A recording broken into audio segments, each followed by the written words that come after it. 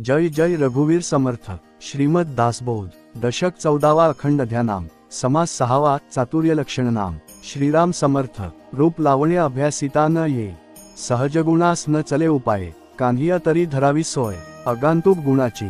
श्री समर्थ म्हणतात की आपले रूप आणि लावण्य हे गुण अभ्यासाने साध्य होत नाहीत, कारण ते जन्मजात असतात, तेथे काही उपाय चालत नाही। म्हणून आगंतुक गुण प्राप्त करण्यासाठी जरूर प्रयत्न करावेत। काळ्या माणूस गोऱ्या होईना, वनाळास येतना चालेना, मुक्यास वाचा फुटेना, हा सहज गुण। काळा माणूस गोरा होऊ शकत नाही, जन्मखुणा उरणी काढता येत नाही। मुक्या माणसाला बोलता येत नाही, कारण तो त्याचा सहज गुण आहे। आंधळेय डोळस होईना, बधिर ते ऐकेना, पांगुळ पाय घेईना, हा सहज गुण। आंधळा माणूस डोळस होऊ शकत नाही, बधिर माणूस ऐकू शकत नाही, पांगळा माणूस चालू शकत नाही, हा त्याचा सहज गुण आहे।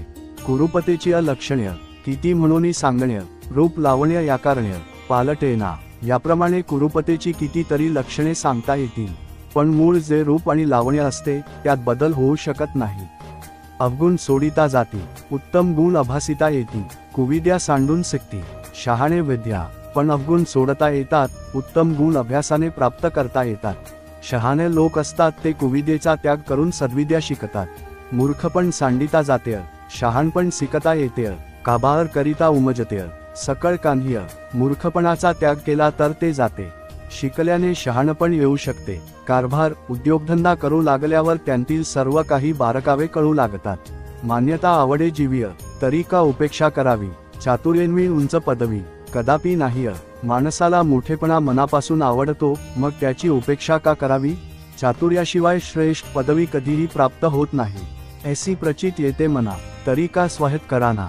सन्मार्गेय चालता जना, सज्जना माने।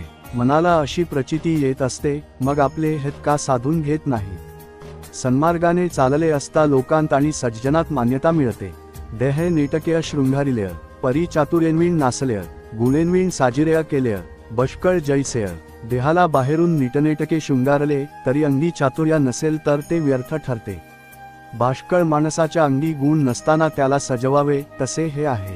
अंतरकळा शृंगारावी, नानापरी उमजवावी, संपदा मिळून भोगावी, सावकास। म्हणून माणसाने आपले अंतरंग उत्तम गुणांनी युक्त करावे, नाना प्रकारचे ज्ञान प्राप्त करावे आणि संपत्ती मिळवून सावकाश तिचा उपभोग घ्यावा। प्रयत्न करीना सिकेना, शरीर तेंही कष्टविना, उत्तम गुण घेईना, सदाकोपी। जो काहीही प्रयत्न करत नाही, काही शिकत नाही, शरीरास काहीही कष्ट पडू देत नाही आणि उत्तम गुणही घेत नाही, तो सदा चिडचिडत असतो। आपण दुसऱ्यास करावे ते उसिळ्या सवेंची घ्यावे, जना कष्टविता कष्टावे लागेल बहु। आपण दुसऱ्याशी जसे वागतो तशीच त्याची प्रतिक्रिया आपल्याला प्राप्त होते। आपण जर लोकांना त्रास दिला तर आपल्यालाही खूप त्रास सोसावा लागेल। न्याय वर्तेल तो शहाणा, अन्यायी तो दैन्यवाणा। नाना चातुर्याच्या खुणा, चतुर जाणे। जो न्यायाने वागतो तोच शहाणा होय, जो अन्यायाने वागतो तो दैन्यवाणा असतो। जो चतुर असतो तोच चातुर्याच्या नाना खुणा जाणतो। जे बहुतांस मानलेय ते बहुतीय मान्य केलेय, येर ते व्यर्थची गेलेय, जगनिंद्य। जी गोष्ट अनेकांना मान्य असते ती सर्वमान्य ठरते, याउलट जे अनेकांना मान्य नाही ते व्यर्थ होते, निंद्य ठरते। लोक आपणासी ओळावे किंवा अवघेच कोसळावे, आपणास समाधान फावे, ऐसेय करावे।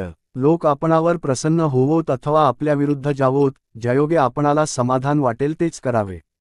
समाधानेय समाधान वाढे, मित्रीनेय मित्री जोडे, मोडिता क्षणमात्रेय मोडे। बरे पण समाधानाने समाधान वाढते, मैत्रीने मैत्री वाढते, पण चांगुलपणा नष्ट व्हायला एक क्षणही पुरेसा होतो।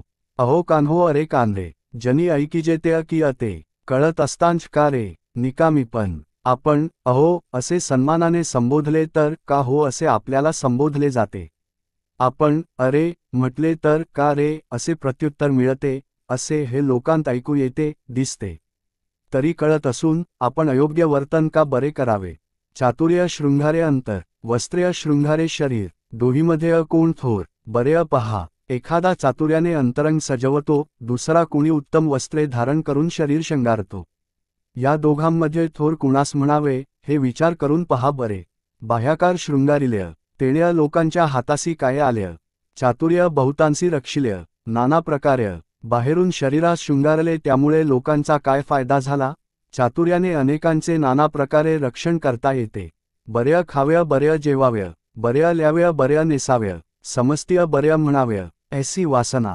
चांगले खावे, चांगले जेवावे, उत्तम वस्त्र ल्यावे, उत्तम वस्त्र नेसावे, सर्व लोकांनी आपल्याला चांगले म्हणावे अशी वासना इच्छा सर्वांनाच असते. तनय मनय झिजाव्य, तेणय भले म्हणून घ्याव्य, उगेयची कल्पिता सिणाव्य, लागेल पुढे. शरीराने मनाने जो लोकांसाठी झिजतो, कष्ट करतो त्याला लोक भले म्हणतात. उगीच काहीच न करता जो बसून कल्पना करीत राहतो त्याला पुढे शिणावे लागते. लोकीय कार्यभाग आडे, तो कार्यभाग जेथे घडे, लोक सहजची ओढे कामासाठी. लोकांचे एखादे काम अडलेले असते, ते ज्याच्यामुळे पूर्ण होते त्याच्याकडे आपापल्या कामासाठी लोक सहजच आकर्षित होतात. म्हणून दुसऱ्यास सुखी कराव्य, तेण्या आपण सुखी व्हाव्य, दुसऱ्यास कष्टविता कष्टाव्य, लागेल सोय. म्हणून दुसऱ्याला सुखी करावे आणि त्यायोगे आपणही सुखी व्हावे. आपण जर दुसऱ्याला कष्ट दिले तर पुढे आपल्यालाही कष्ट सोसावे लागतात. हे तोंड प्रगटची आहे, पाहिल्याविण कामा नये, समजणे हा उपाय. प्राणीमात्रासी नीट जाणून घेतल्याशिवाय कुठलेही काम नीट होत नाही, ही गोष्ट प्रगटच आहे. म्हणून कुठलीही गोष्ट समजून घेणे हाच सर्व प्राणीमात्रासाठी उपाय आहे. समजले आणि वर्तले तेची भाग्यपुरुष जाले, यावे गळे उरले ते अकरंटे पुरुष. जे कोणी कुठल्याही विषयाची नीट माहिती करून घेऊन त्याप्रमाणे वागतात ते पुरुष भाग्यवान होत. याशिवाय जे इतर असे करीत नाहीत ते करंटे भाग्यहीन जाणावे. जितुका व्याप तितुक्या वैभव, वैभवासारिखा हावभाव. समजले पाहिजे उपाव, प्रगटची आहे. जितका व्याप आपण वाढवू त्याप्रमाणे वैभव प्राप्त होते. जसे वैभव प्राप्त होईल तसे त्याचे बोलणे वागणे असते. म्हणून नीट समजून वागणे हाच यासाठी उपाय आहे. आळसेया कार्यभाग नासतो, साक्षेप होतो, दिसते गोष्टी कळेना तो, शहाणा कैसा. कुठल्याही गोष्टीत आळस केला तरी कार्य होत नाही. सतत प्रयत्न करीत राहिले की कार्य सिद्धीस जाते. ही गोष्ट प्रत्यक्ष दिसत असता ज्याला कळत नाही त्याला शहाणे कसे म्हणावे. मित्री करिता होते अकृत्य, वैर करिता होतो मृत्यू. बोलिले हे असत्य की असत्य, ओळखावे. कुणाशीही मैत्री केली की आपले काम होते, याउलट कुणाशी वैर केले तर मृत्यू ओढवतो. मी जे सांगतो ते खरे की खोटे हे श्रोत्यांनी ओळखावे. आपणास शहाण्या करू नेण्य, आपले हित आपण नेण्य, जनी मैत्री राखो नेणे. वैर करी जो स्वतःला शहाणा करू शकत नाही, ज्याला आपले स्वतःचे हित कशात आहे हे कळत नाही, लोकांशी मैत्री कशी करावी हेही कळत नाही आणि जो लोकांशी वैर करतो, ऐसे प्रकारीचे जन त्यास म्हणावे अज्ञान. तयापासी समाधान कोण पावे, असा जो कोणी असतो त्याला अज्ञानी म्हणावे. त्याच्यापाशी समाधान कोणाला लाभेल.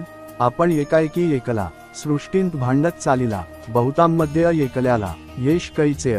असा जो अगदी एकटा होऊन सर्वांशी भांडत राहतो त्याला चारचौघांत यश कसे मिळणार. बहुतांचे मुखी उराव्य, बहुतांचे अंतर्य भराव्य, उत्तम गुण्य विवराव्य. प्राणीमात्रासी म्हणून अनेकांना मदत करून नाव कमवावे, अनेकांच्या अंतःकरणात स्थान मिळवावे.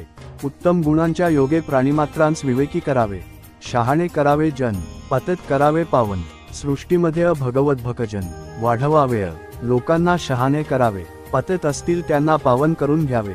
जगात भगवत भजन वाढवावे असे श्रीसमर्थ सांगतात. इति श्रीदासबोधे गुरुशिष्य संवादे चातुर्य लक्षणनाम समास 6वा. जय जय रघुवीर समर्थ.